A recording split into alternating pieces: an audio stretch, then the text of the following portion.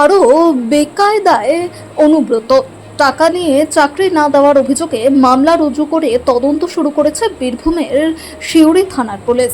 Suri CJM আদালতকে সেই মর্মে রিপোর্ট জমা দিল সিউড়ি থানার পুলিশ। সিউড়ি থানার পুলিশ অনুব্রত মণ্ডল, জীবন কৃষ্ণ সাহা সহ মোট 6 জনের বিরুদ্ধে তদন্ত শুরু করেছে। তার মধ্যে 2টি জামিন অযোগ্য ধারা রয়েছে। জানা গিয়েছে, জনৈক কল্যাণ ঘোষ নামে এক ব্যক্তি সহ তার আত্মীয়ের কাছ থেকে জীবন কৃষ্ণ ঘনিষ্ঠ ও অনুব্রত ঘনিষ্ঠ কয়েকজন ব্যক্তি 2017 সালে টাকা নেয় প্রাথমিক শিক্ষকের চাকরির জন্য। তাদের নিয়োগপত্র দেওয়া হয়, কিন্তু কোনো পোস্টিংয়ের জায়গা উল্লেখ না থাকায় তাদের নিয়োগ হয়নি। 2017 সালে এই নিয়ে সিউড়ি থানায় অভিযোগ করতে গেলেও পুলিশ তখন কোনো অভিযোগ নেয়নি। এই বছরের গত 11 জুন অনুব্রত মণ্ডল, জীবন কৃষ্ণ সাহা, বীরভূম জেলা প্রাথমিক শিক্ষা সংসদের তৎকালীন সভাপতি রাজা ঘোষ সহ মোট 6 জনের নামে কোর্ট কমপ্লেন করেন কল্যাণ ঘোষ নামে ওই ব্যক্তি। অভিযোগ, টাকা নিয়ে চাকরি না পাওয়া। এই অভিযোগের শুনানিতে সিউড়ি থানার পুলিশের কাছে রিপোর্ট চায় বীরভূমের সিউড়ি সিজেএম আদালত। আইনজীবী সূত্রে জানা গিয়েছে, সিউড়ি থানার পুলিশ ইতিমধ্যেই সেই রিপোর্ট জমা দিয়েছে। সেই রিপোর্টে পুলিশ জানিয়েছে, অনুব্রত, জীবন কৃষ্ণ ও তৎকালীন বীরভূম প্রাথমিক শিক্ষা সংসদের সভাপতি রাজা ঘোষ সহ মোট 6 জনের বিরুদ্ধে মামলা রুজু করে তদন্ত শুরু করা হয়েছে। দেখুন, কল্যাণ ঘোষ বলে আমাদের বীরভূম জেলার সদাইপুর থানার সাহাপুর গ্রামের একজন ব্যক্তি বেশ কিছুদিন আগে আমার কাছে আসেন এবং বলেন যে তিনি একটা অভিযোগ করেছিলেন যে তাকে এবং তার কাছে এবং তার বোনের কাছে এবং তার কিছু পরিচিত লোকের কাছে কিছু প্রভাবশালী ব্যক্তি এবং তাদের এজেন্টরা টাকা নিয়ে প্রাইমারিতে চাকরি করে দেওয়ার জন্য টাকা নিয়েছিলেন এবং তাদেরকে অ্যাপয়েন্টমেন্ট লেটারও ইস্যু করা হয়েছিল। সেই অ্যাপয়েন্টমেন্ট লেটার দেখেছে, এমনকি প্রাথমিক শিক্ষা দপ্তরের যে ওয়েবসাইট ছিল, এখনো যে ওয়েবসাইট চালু আছে, সেই ওয়েবসাইটে তারা সিলেক্টেড বলে নামও দেখা গেছে, সেটার স্ক্রিনশটও তিনি দিয়েছেন। কিন্তু পুলিশে তিনি বারবার অভিযোগ জানানো সত্ত্বেও পুলিশ কোনো মামলা রুজু করেনি বা কোনো ব্যবস্থা নেয়নি। সেই ব্যাপারে উনি আদালতে মামলা করার জন্য আমাকে বলেছিলেন। আদালতে ওনার নির্দেশ মতো ওনার যা ইনস্ট্রাকশন ছিল, ওনার যা তথ্য উনি দিয়েছিলেন, সেই বেসিসে মামলা করা হয়েছিল। সেই মামলা সিজিএম আদালতে করা হয়েছিল, সিউড়ি সিজিএম আদালতে। এবং সিজিএম আদালতে সেই মামলা করার পর লার্নেড সিজিএম সিউড়ি থানার আইসির কাছে রিপোর্ট চেয়ে পাঠিয়েছিলেন। রিপোর্ট চেয়ে পাঠানোর পর আইসি নোড়ে চড়ে বসেছেন বীরভূম জেলার পুলিশ, বীরভূম থানার পুলিশ, সিউড়ি থানার পুলিশ, এবং একটা মামলা রুজু হয়েছে। সেই মামলাটার নাম্বার হচ্ছে সিউড়ি পিএস কেস নাম্বার 454-26, যেটা 17/7/26-এ রুজু হয়েছে মামলাটা। এবং সেখানে আসামি অন্যান্য যারা আছে তাদের মধ্যে রয়েছেন শ্রী অনুব্রত মণ্ডল, জীবন কৃষ্ণ সাহা, যিনি বড়োয়ার মুর্শিদাবাদ জেলার বড়োয়ার এমএলএ ছিলেন, এবং রাজা ঘোষ, যিনি সেই সময় চেয়ারম্যান ছিলেন সিউড়ি ডিপিএসসি। তাদের বিরুদ্ধে মামলা করা হয়েছে এবং অভিযোগপত্র এরপরে আপনারা অনলাইনে আপলোড হলে পেয়ে যাবেন, সেখানে বিস্তারিত বিবরণ লেখা আছে। আদালতের নির্দেশ ছিল যে আবেদনটা কোর্টের কাছে করেছিলেন, হ্যাঁ, আবেদনটা কোর্টের কাছে করেছিলেন, যে পুলিশ আজ পর্যন্ত তার মামলা গ্রহণ করেনি বা কোনো মামলা রুজু করেনি। আদালত রিপোর্ট চেয়েছিলেন সিউড়ি থানায় আইসির কাছে।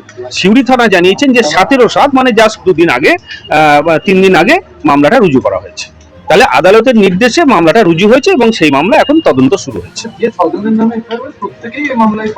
প্রত্যেকেই এই মামলাতে আসামি হিসেবে তাদের বিরুদ্ধে অভিযোগ করা হয়েছে।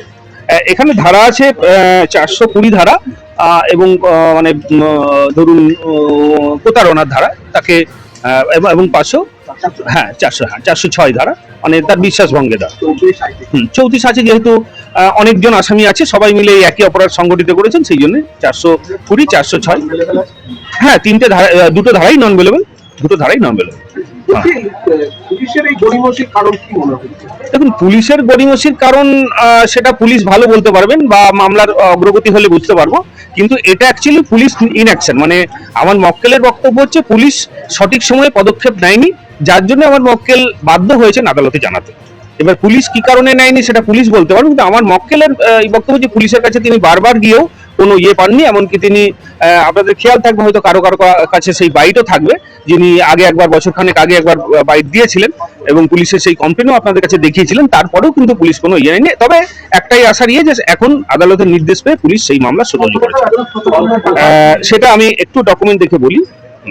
প্রভাব খাটানো হয়েছিল। বলুন। প্রভাব খাটানো রাজনৈতিক। হ্যাঁ, আমার মক্কেলের আমি ধারণা যে প্রভাব খাটানো হয়েছিল বলে এতদিন মামলা হয়নি। আচ্ছা, এখানে আমরা যা পাচ্ছি,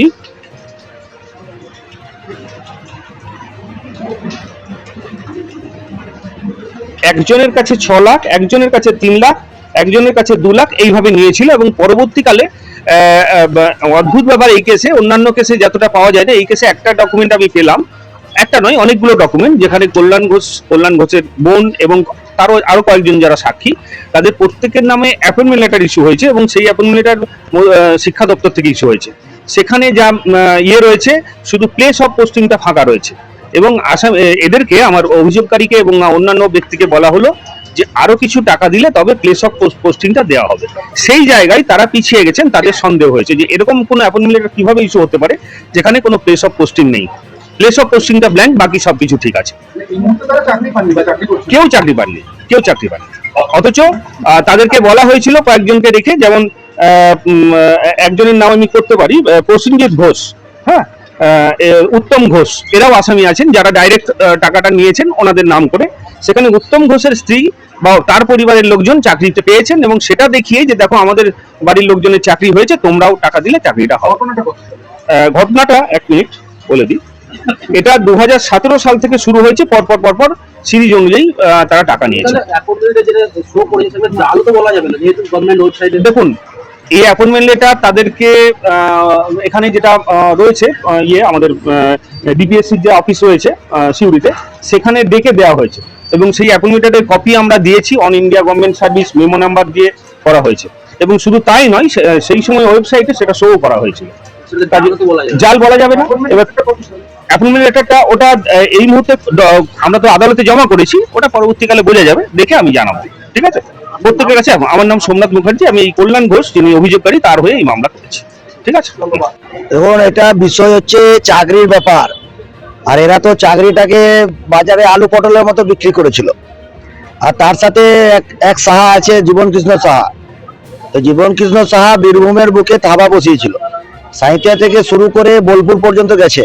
তো বোলপুরের কেষ্টদা সহ আরো বাকি অনেকেই আছেন, তারা সেই সময় লোকের কাছে অনৈতিকভাবে চাকরি করে দেওয়ার নাম করে পয়সাপাতি নিয়েছিল। তৎকালীন যারা ছিলেন আইসিওসি, তারা কিন্তু এই মামলা নিতে চায়নি, এখনো নিতে চায়নি। তো সেই লোক কোর্টের মাধ্যম দিয়ে সেই মামলা রুজু করিয়েছে। আইনের পথে চলবে এবং আমরা এই ধরনের লোকদের, কেষ্টমণ্ডল সহ রাজা ঘোষ ভাগ্নে, প্রত্যেক জনার একদম কঠোরতম শাস্তি হোক এবং আইনের শাসন রাজ্যে প্রতিষ্ঠা হয়েছে। আইনের প্রতি মানুষের ভরসা বেড়েছে, আগামী দিনে আরো বাড়বে। এবং পুলিশের প্রতিও মানুষের ভরসা আগে ছিল না, এখন বেড়েছে, আগামী দিনে আরো বাড়বে। আমরা আশাবাদী, নিশ্চিত কেষ্টমণ্ডল সহ এই ধরনের যাদের নামে কমপ্লেন হয়েছে তাদের নিশ্চিত সাজা হবে। বলছি, যে অভিযোগকারী তার বক্তব্য হচ্ছে কেষ্টমণ্ডল এখন ভালো তৃণমূলে, পুলিশ কি আদৌ কোনো পদক্ষেপ নেবে? হ্যাঁ, তৃণমূলের আবার ভালো আর খারাপ আছে নাকি? তৃণমূল মানে তৃণমূল। তারা এতদিন 15 বছর ধরে অনৈতিক কাজ করেছেন, কাটমানি সিন্ডিকেট, গুন্ডারাজ, জমি কেলেঙ্কারি, জবরদখল। তৃণমূলে আবার ভালো খারাপ আছে নাকি? তৃণমূল মানে তৃণমূল।